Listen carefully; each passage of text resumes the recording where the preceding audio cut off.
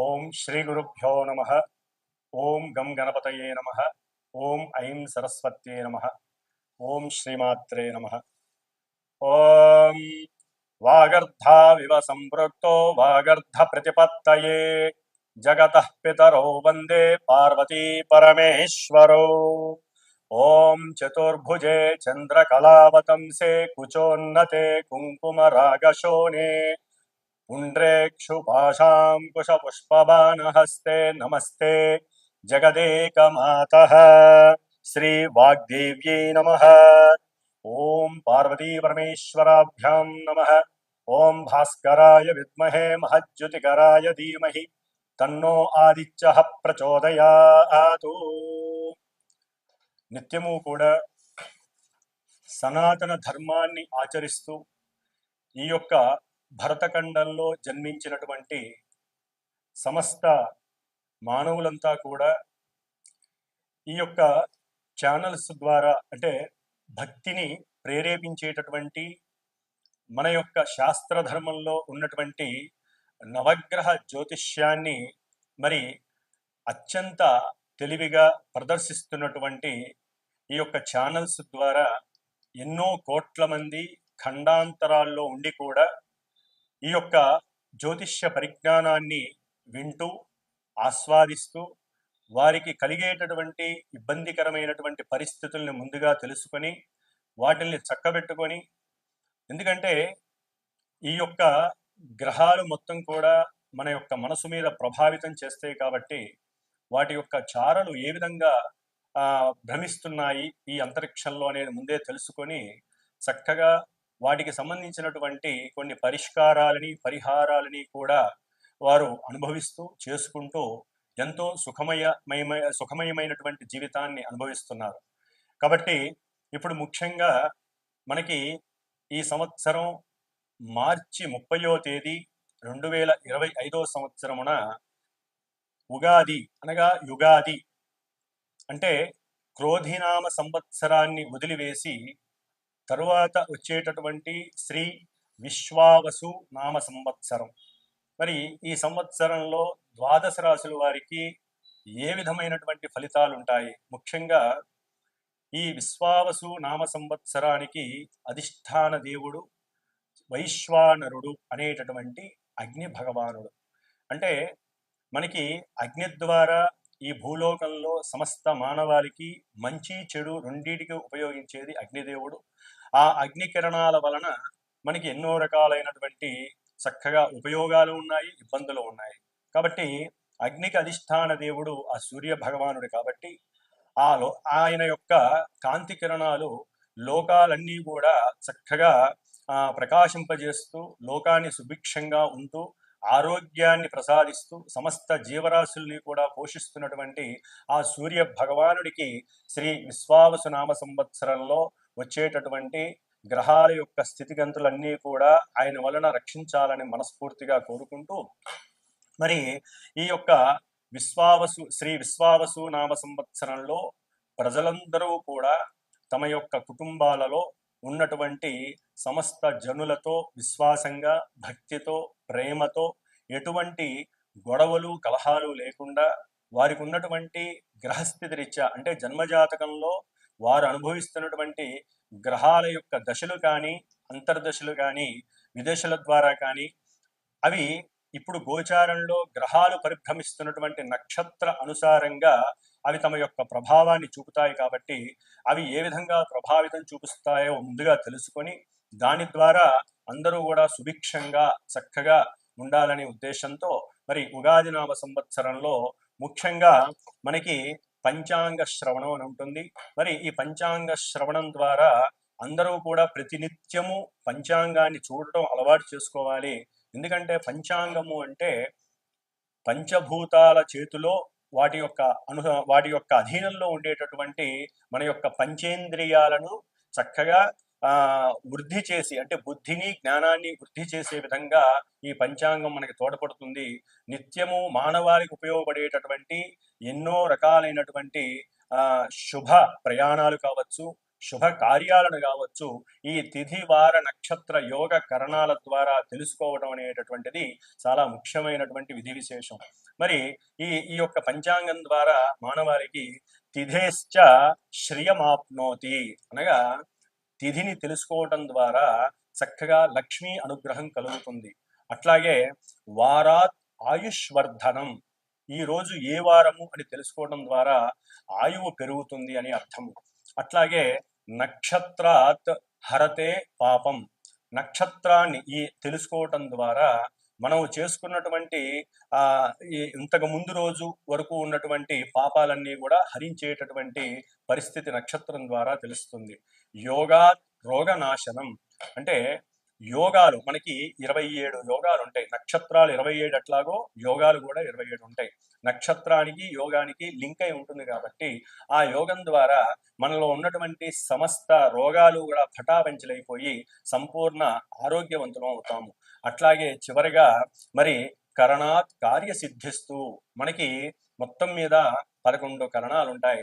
మరి ఈ కరణాలను తెలుసుకోవడం ద్వారా ఈ రోజు ఏ కరణం మంచిదా చెడుదా అని తెలుసుకోవడం ద్వారా సమస్త కార్యాలు ఆ రోజున ఫలప్రాప్తి ఫలసిద్ధి కలుగుతుంది.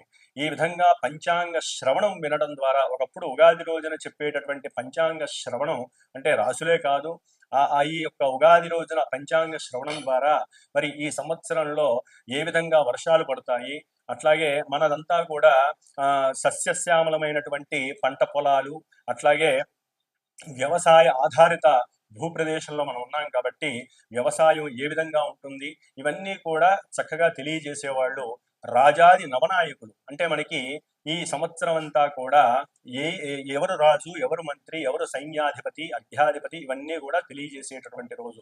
మరి ఈ విశ్వావసు నామ సంవత్సరంలో ముఖ్యంగా ఆదివారం అవటం ద్వారా, ఆదివారానికి గ్రహరాజు అయినటువంటి రవి రాజు కాబట్టి రాజుగా ఆయనకే పోర్ట్ఫోలియో వచ్చింది. రాజుగారికి ఈసారి 4 రకాలైనటువంటి పోర్ట్ఫోలియోస్ ఇచ్చి ఉన్నారు ఆ అంతరిక్షం. అది ముఖ్యంగా రాజుగారు ఆయనే సైన్యాధిపతి, మరి దేశాలని ప్రపంచాలని కాపాడేటటువంటి ఆ ఆధిపత్యం కూడా రాజుగారైనటువంటి రవికే ఇచ్చారు. అర్ఘ్యాధిపతి మేఘాధిపతి, వర్షాలు ఏ విధంగా పడతాయి అనేటటువంటిది, అట్లాగే అర్ఘ్యాధిపతి ఏ విధమైనటువంటి పంటలు పండేటటువంటి అవకాశం, ఇవన్నీ కూడా రాజుగారైనటువంటి రవికి ఇచ్చి ఉన్నారు. అట్లాగే మంత్రిగా సౌమ్యుడైనటువంటి ఎటువంటి దోషము లేనటువంటి చంద్రుడికి ఇచ్చి ఉన్నారు కాబట్టి చాలా వరకు చక్కటి సలహాల ద్వారా రాజుగారు పరిపాలించేటటువంటి పరిస్థితి కలుగుతుంది. ముఖ్యంగా రసాధిపతి శనియే ఉన్నాడు, సస్యాధిపతి గురుడే ఉన్నాడు, నీరసాధిపతి బుధుడు, అట్లాగే ధాన్యాధిపతి కుజుడే ఉన్నాడు కాబట్టి ఎర్రని పంట పొలాల ద్వారా మనకి చక్కటి ధాన్యాలు లభిస్తాయి. కాకపోతే రాజుగారు కొన్నిటికి ఉండటం వలన కొన్ని రేట్లు పెరిగేటటువంటి ధరలు పెరిగే అవకాశాలు కూడా ఉంటాయి. ఈ విధంగా మరి ఈ విశ్వావసునామ సంవత్సరంలో మనకి ఎన్నో విధాలుగా ఉపయోగాలు ఉన్నాయి, ఇబ్బందులు ఉన్నాయి. మరి ముఖ్యంగా ఈ విశ్వావసునామ సంవత్సరంలో ద్వాదశ రాసుల వారందరికీ కూడా ముఖ్యంగా 4 గ్రహాల చేత పరిపాలింపబడుతూ ఉంటారు. ఎందుకంటే వీటిని ఔటర్ ప్లానెట్స్ అంటారు. అట్లాగే ఇవి చాలా లాంగివిటీ కలిగినటువంటి రోజుల్ని, నెలల్ని, సంవత్సరాల్ని పరిపాలిస్తాయి కాబట్టి వారు ఇచ్చేటటువంటి ఫలితాలు కూడా చాలా నిదానంగా ఉంటాయి. కాబట్టి ముఖ్యంగా ఈ యొక్క సంవత్సర ఫలితాలను తెలుసుకునేటటువంటి విధి విశేషంలో ఏ రాశుల వారికి గురుడు ఎక్కడున్నాడు, ఆయన ఎప్పుడు వక్రించి ఉన్నాడు, అట్లాగే శని ఏ రాశిలోకి మారుతున్నాడు, ఆయన ఏ నక్షత్రంలో ఉంటున్నాడు, అట్లాగే రాహువు ఎప్పుడు మారుతున్నాడు, ఏ రాశిలోకి మారుతున్నాడు, కేతువు ఏ విధంగా మారుతున్నాడు. అంటే గురు శని రాహు కేతువుల యొక్క రాశుల యొక్క మారటము, నక్షత్రాలు వారు ఏ నక్షత్రాల్లో ఉంటే ఆ నక్షత్రాలకు సంబంధించిన ఆధిపత్య పోర్ట్ఫోలియోస్ని వారు ఆ రాశులకి ప్రసాదిస్తారు. కాబట్టి మరి ఎప్పుడెప్పుడు వారు మారుతారు, అట్లాగే ఏ రాశుల వారికి ఏ విధమైనటువంటి సుఖ సౌఖ్యాలు ఉంటాయి, వ్యాపార అభివృద్ధి ఉంటుంది, ఇవన్నీ కూడా మనకి కావలసినటువంటి శుభకరమైనటువంటి విషయాలన్నీ కూడా మరి ఈ శ్రీ విశ్వావసునామ సంవత్సరంలో యుగాది సందర్భంగా మనం ద్వాదశ రాశి ఫలితాల్ని తెలుసుకుందాము. అట్లాగే ప్రతి ఒక్కరూ కూడా ఈ ఉగాది నామ సంవత్సరంలో మర్చిపోకుండా ఇప్పటి నుంచి మనసులో సంకల్పించుకోండి. ఉగాది అంటే గొప్ప పండగ. నూతన వస్త్రాలని పొద్దున్నే ధరించడం, స్నానాలు పూజలు చేసుకొని అట్లాగే చక్కగా తిలకధారణ కంపల్సరీ చేసుకునేటటువంటి అలవాటు చేసుకోండి. తిలకధారణ వలన ఆయుష్ పెరుగుతుంది, అవతల వ్యక్తులు వశీకరణం అవుతారు. అంటే మనకి శుభకరమైనటువంటి వ్యాపారస్తులు కావచ్చు, ఉద్యోగస్తులు కావచ్చు, వివాహం కానివారు కావచ్చు, విద్యార్థులు కావచ్చు, కుంకుమ ధారణ వలన పొందేటటువంటి లాభాలు అన్నీ కాదు. కుంకుమ ధారణ లేకపోవడం వలన మనలో ఉన్నటువంటి షట్చక్రాలన్నీ కూడా నిద్రావస్థలోనే ఉండి చైతన్యం అనేటటువంటిది జరగదు. ఆజ్ఞాచక్రంలో ఎప్పుడైతే మనం తిలక ధారణ, దాన్ని బొట్టు అంటారు, స్త్రీలే కాదండి, పురుషులు అందరూ కూడా ధరించగలిగితే గనక చిన్నదో పెద్దదో, ఎరుపుదో తెలుపుదో గ్రీన్దో ఎవరికి నచ్చిన కలరు వారు కంపల్సరీ తిలక ధారణ చెయ్యండి. ఇది మన సనాతన ధర్మంలో తిలక ధారణ అనేటటువంటిది ముఖ్యమైనటువంటి ఈ యొక్క ఆజ్ఞాచక్రం, ముఖానికి సంబంధించినటువంటి ఆజ్ఞాచక్రంలో అమ్మవారికి మనం పెడుతున్నటువంటి ప్రసాదంగా భావించండి. ఉదయాన్నే బొట్టు పెట్టిన వాళ్ళు మళ్ళీ స్నానం చేసేంత వరకు కూడా ఆ బొట్టు అట్లాగే ఉంటుంది. కాబట్టి బొట్టు పెట్టడం అలవాటు చేసుకోండి. ప్రతి ఇంట్లో కూడా మగవారు తప్పనిసరిగా బయటికి వెళ్ళేటప్పుడు ఉదయంలో, ఆఫీసు వ్యక్తులైనా సరే, ఉద్యోగానికి వెళ్ళేవారు, లేకపోతే వ్యాపారస్తులైనా సరే, లేదా ఇంట్లో తమ పనులు చేసుకునే మగవారైనా సరే, ముందు దీపారాధన చేయడం అలవాటు చేసుకోవాలి. ఎందుకంటే ఒక్క పూట మీరు దీపారాధన మీకు తోచినటువంటి ఆవు నెయ్యో, నువ్వుల నూనె, కొబ్బరి నూనె మీ గ్రహస్థితిని అనుసరించి చక్కగా చేయండి. దాని ద్వారా మీ ఇంట్లో అష్టైశ్వర్యాలు కలుగుతాయి. స్త్రీలు తర్వాత చేసే వాళ్ళ దీపారాధనలో పూజలు వారు చేసుకుంటారు. మగవారు మాత్రం దీపారాధన చేసుకుని భగవంతుడి నమస్కారం చేసుకుని బయటికి వెళ్తే ఆ ఇల్లు ఎప్పుడు సుభిక్షంగా ఉంటుంది. ఆ కుటుంబంలో ఎటువంటి పరిస్థితులు అంటే ప్రతికూలమైనటువంటి పరిస్థితులు, అశౌచాలు కలగకుండా ఉంటాయని శాస్త్రం నిర్దేశించింది. కాబట్టి తప్పకుండా దీపారాధన చేయండి. ముందు అవతల వ్యక్తితో మాట్లాడేటప్పుడు ప్రశాంతంగా, నిర్మలత్వంగా, నిర్భయంగా, ధైర్యంగా, ఎటువంటి మనసులో అసూయ, ఈర్ష్య, ద్వేషాలు లేకుండా చక్కగా మాట్లాడడం అలవాటు చేసుకోండి. దాని ద్వారా గ్రహస్థితుల్లో ఎంత లోపాలున్నా కూడా ఆ గ్రహాలన్నీ కూడా మీకు దాసోహం అవుతాయి. మన యొక్క మనసే మన యొక్క గ్రహస్థితి అని అందరూ తెలుసుకోవడం చాలా ఉత్తమం. కుంభరాశి వారందరికీ శ్రీ విశ్వావసునామ సంవత్సర యుగాది శుభాకాంక్షలు. ఈ సంవత్సరం అంతా కుంభరాశి వారికి మరి శని మహానుభావుడు మార్చి 30వ తేదీ వరకు కూడా తమ యొక్క జన్మరాశిలో ఉండి అనారోగ్యాలని, అనుకున్న కార్యాలయంలో నిర్లిప్తత, జుగుత్స, అట్లాగే ఆటంకాలని, అప్రస్తుతమైనటువంటి అనారోగ్య సమస్యలని కలుగచేస్తూ కుటుంబంలో కూడా మానసికంగా కొంత ఇబ్బందులను కలుగజేశారు. మరి ఇప్పుడు జన్మశని కాస్త ద్వితీయంలోకి వెళ్ళి మరి కుటుంబ పరంగా ఈ ద్వితీయ శని విపరీతమైనటువంటి నష్టాన్ని కలుగజేసేటటువంటి పరిస్థితి కనిపిస్తోంది. అంటే వృధాగా ఖర్చు అయిపోతుంది. ఎందుకు ఖర్చు పెడతారో కూడా వారికి తెలియదు. కుటుంబ పరంగా ఖర్చు అవుతుంది అంటే అది అనారోగ్యాలకు కావచ్చు, కుటుంబ ధన వ్యయం కావచ్చు, భోజనాలకు కావచ్చు.